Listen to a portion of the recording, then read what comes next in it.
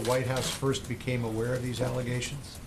Well, I know there's been some reports about the chief of staff. He became fully aware about these allegations yesterday. I'm not going to get into the specifics regarding who may have known what pieces of information, because they were all part of an ongoing background check investigation. You say fully aware. Was he partially aware? Well, I think we all became aware of the news reports that emerged on Wednesday morning and some of the graphic images. But did he know any of this back in November?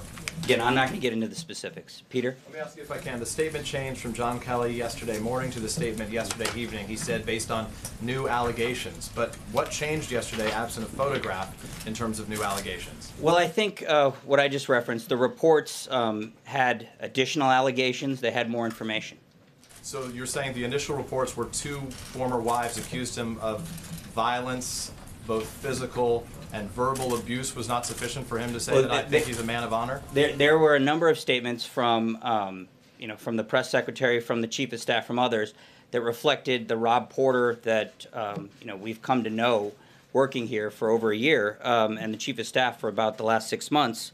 But the reports are troubling, and I think the statement from Wednesday night reflects the Rob Porter that we had seen in these news reports and some of these credible allegations. So to be clear, what was so shocking that had changed? You said it was shocking. What was he referring to? Yeah, I think the full nature of the allegations, particularly the images. You said, and just to answer one more thing, you talked about the fact that there weren't any concerns, you said, that could compromise national security or interfere with operations here at the White House. But we've spoken to one of Porter's ex-wives who told us that she warned the FBI that he could be susceptible to blackmail because of the allegations against him. Well, again, I'm not going to get into the specifics of the investigation itself. I think that's a question for the FBI and others. But this is not our process. This is the process the U.S. government uses across agencies and has existed over numerous administrations. How did the president just hang on a second.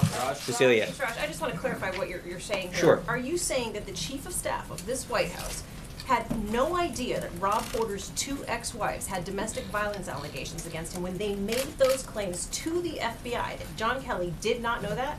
How is that possible the chief of staff did not know that?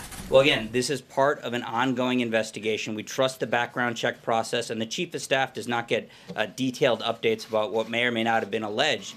This is a process. It involves a thorough investigation, and as I went through the process, it involves looking at not just accusations, but denials.